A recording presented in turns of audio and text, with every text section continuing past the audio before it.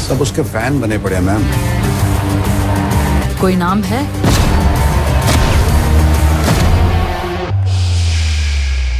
शाहरुख खान, दी global superstar.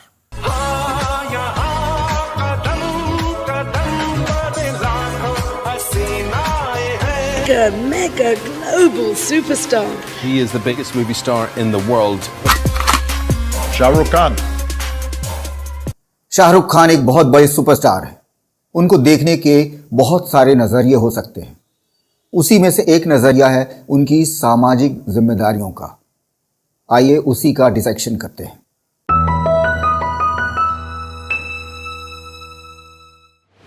मां साहब ये बताएं, शाहरुख खान कहते हैं कि फिलोसोफर बनने से पहले अमीर बनिए।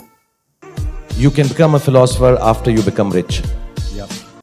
अब शाहरुख खान 12,000 करोड़ के मालिक हैं, दुनिया के सबसे अमीर सितारे हैं। लेकिन अमीर होने के बाद शाहरुख खान की फिलॉसफी क्या कह रही है? जिन लोगों ने शाहरुख खान को ग्लोबल सुपरस्टार बनाया, उनसे शाहरुख खान क्या कह रहे हैं कि आप लोग विमल पान मसाला खाया करो, बोलो जुबा केसरी। जी हाँ, ये सच है कि शाहरुख खान ने मानिक चंद ग्रुप के विमल ब्रांड के पान मसाला कैंपेन में काम किया था। ये कैंपेन लगभग 2021 से प्रोमिनेंट हुआ, जिसमें अजय देवगन और बाद में अक्षय कुमार भी दिखे। ये एड ऑफिशियली विमल इलायची कैटेगरी में प्रमोट किए गए थे, जो कि टोबैको फ्री प्रोडक्ट सेगमेंट में आता है। लेकिन ब्रांड अम्ब्रेला पान मसाला से जुड़ा होने के कारण कंट्रोवर्सी हुई। मैं पूछ क्या रहा हूं, आप बता क्या रहे हैं?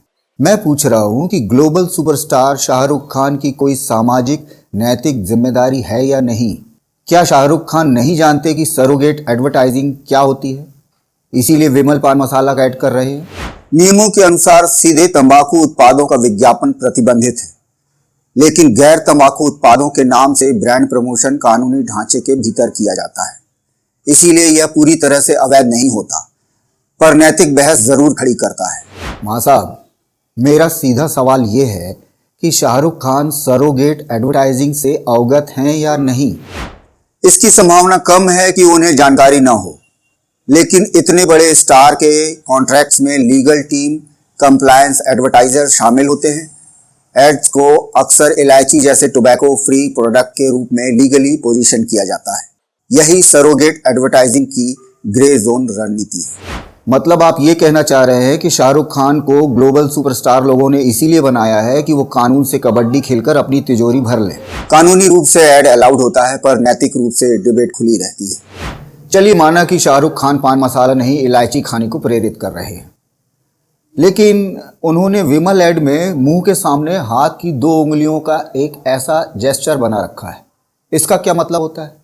क्या वो कह रहे हैं कि सिर्फ 2 दाने खाओ, या दिन में सुबह शाम 2 टाइम खाओ, या 2 पाउच एक साथ खाओ? विमल एड में एसआर के हाथ की 2 उंगलियों से एक स्टाइलाइज्ड जेस्चर करते हुए दिखते हैं। ये आमतौर पर विक्ट्री या वी सिंबल की विजुअल एसोसिएशन बनाता है। एड वर्ल्ड में ऐसे जेस्चर्स प्रोडक्ट से ज्यादा ब्रांड आइडेंटिटी बिल्ड करने के लिए यूज किए जाते हैं। ऑफिशियल तौर पर उस जेस्चर का कोई अलग पॉलिटिकल या हिडन मीनिंग घोषित नहीं है। अरे विक्ट्री का साइन ऐसा नहीं होता है मां साहब, ऐसा होता है, ऐसा। ये साइन तो पान मसाला थूकने का है, गुटखा थूकने का है। पान मसाला खाइए और गुटखा खाइए और जगह जगह थूकिए ऐसे। कंट्रोल।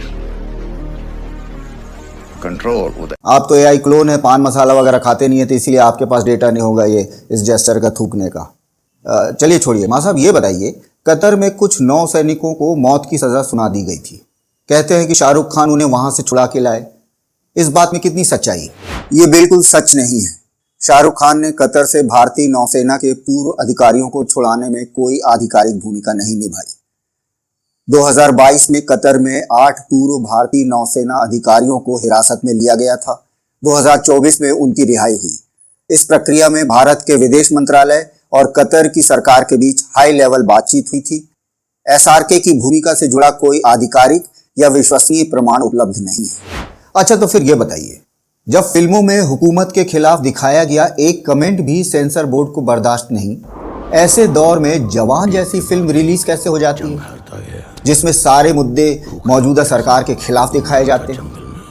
फिल्म न सिर्फ रिलीज होती है बल्कि शाहरुख खान को जवान फिल्म के लिए बेस्ट एक्टर का सरकारी नेशनल अवार्ड भी दिया जाता है। फिल्म जवान का सेंसर बोर्ड से पास होना और अवार्ड मिलना इसीलिए पॉसिबल हुआ क्योंकि उसने सिस्टम की कमियां दिखाई, पर किसी स्पेसिफिक रूलिंग पार्टी या नेता को डायरेक्टली टारगेट नहीं किया। भारत में फिल्मों को जो सेंसर बोर्ड सर्टिफाई करता है उसका काम मुख्यतः एज क्वालिफिकेशन और लॉ एंड ऑर्डर कंसर्न देखना है, न कि हर सरकारी आलोचना को रोकना। संविधान के तहत अभिव्यक्ति की स्वतंत्रता आर्टिकल 19(1)(a) मौजूद है, हालांकि कुछ रीजनेबल रेस्ट्रिक्शंस भी हैं। जवान ने फिलहाल कहानी के माध्यम से भ्रष्टाचार, चुनाव सुधार और जवाबदेही जैसे मुद्दे उठाए, इसीलिए वह लीगली डिफेंडेबल रही। इसे एंटी स्टेट फिल्म की तरह नहीं बल्कि रिफॉर्म ओरिएंटेड नैरेटिव के रूप में प्रस्तुत किया गया। और रही नेशनल अवार्ड मिलने की बात, तो उसका निर्णय नेशनल फिल्म अवार्ड की जूरी करती है, जो तकनीकी गुणवत्ता और सामाजिक संदेश को भी महत्व देती है। इस तरह राजनीतिक माहौल के बावजूद फिल्म रिलीज भी हुई और सम्मान भी प्राप्त किया। आपको पता है मां साहब, आप सरकारी भोंपू की तरह बज रहे हैं। मेरी राय में अगर कोई छोटा मोटा प्रोड्यूसर डायरेक्टर होता तो उसकी तो हिम्मत तक ना होती ऐसी फिल्म बनाने की। चूंकि शाहरुख खान अंबानी के करीबी हैं, तो सेंसर बोर्ड की क्या बिसात कि वो इस फिल्म का प्रदर्शन रोक दे। इसकी एक मिसाल हमें 1984 की अमिताभ बच्चन की फिल्म इनकलाब में भी देखने को मिलती है, जिसमें विपक्ष की बनी सरकार के कैबिनेट को हीरो यानी अमिताभ बच्चन गोलियों से भून देते हैं। तब भी ये सरगोशी हुई थी कि अगर अमिताभ बच्चन स्वर्गीय इंदिरा गांधी के करीबी ना होते तो शायद ये फिल्म कभी रिलीज ना हो पाती। मां साहब, ये नियम कायदे सिर्फ गरीब जनता के लिए होते हैं, उनके लिए ही नियम कानून सख्त होते हैं। अमीर उच्च वर्ग अपनी पावर पैसे से जैसा चाहते हैं वैसे नियम कायदों को परिभाषित करते हैं। खैर छोड़िए मां साहब, इंटरनेट पर एक नज़रिया ऐसा भी है कि दौलत और शोहरत की दुनिया रॉकफेलर फाउंडेशन और रॉथस्चाइल्ड जैसे लोगों द्वारा कंट्रोल की जाती है। शाहरुख खान की आज दुनिया में जो शोहरत है उसमें शाहरुख खान की अपनी मेहनत और समझ से इनकार नहीं है, लेकिन शाहरुख खान की लार्जर देन लाइफ इमेज के पीछे इन्हीं रॉकफेलर और रॉथस्चाइल्ड जैसी फैमिलीज का हाथ है, ताकि एक विशेष संप्रदाय में सिनेमा, शराब और सूद को प्रमोट किया जा सके। कितनी सच्चाई है इसमें? नहीं, ये दावा सही नहीं है। इस तरह की बातें आमतौर पर कॉन्स्पिरेसी थ्योरीज का हिस्सा होती हैं, जिनका कोई प्रमाणिक सबूत नहीं होता।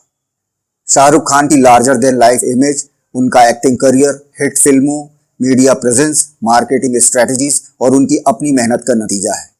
बॉलीवुड जैसी फिल्म इंडस्ट्री में स्टार इमेज बनाना एक कमर्शियल प्रोसेस होता है। प्रोड्यूसर्स, डायरेक्टर्स, पीआर एजेंसीज और ऑडियंस की पसंद मिलकर किसी स्टार को बड़ा बनाती हैं।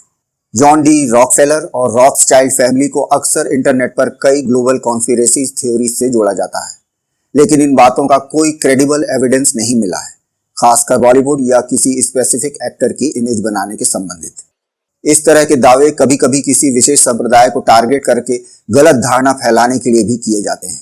मीडिया, शराब, सिनेमा या बैंकिंग को किसी एक संप्रदाय से जोड़ देना ऐतिहासिक और तथ्यात्मक रूप से गलत और सरल बना देने वाली सोच होती है। सभी बातों के सबूत ही तो नहीं है मां साहब। खैर, मैं बहुत हद तक आपकी इस बात से सहमत हूँ, लेकिन एप्स्टीन फाइल और ईरान पर इजरायली हमले जैसे मुद्दों के बाद इसे पूरी तरह से नकारा भी नहीं जा सकता। जो इनके सामने लौंडा नाच नहीं करेगा उसे नेस्तनाबूद कर दिया जाएगा। और शाहरुख खान इस पूरी साम्राज्यवादी व्यवस्था में एक प्यादे से ज़्यादा कुछ नहीं है। खैर, इस वीडियो को हम यहीं ख़त्म करते हैं। अगर ये वीडियो आपको इन्फॉर्मेटिव लगा हो तो इसे लाइक करें, शेयर करें, और इसी तरह के और वीडियोज़ अगर आप देखना चाहते हैं तो इस चैनल को सब्सक्राइब करना ना भूलें। शुक्रिया।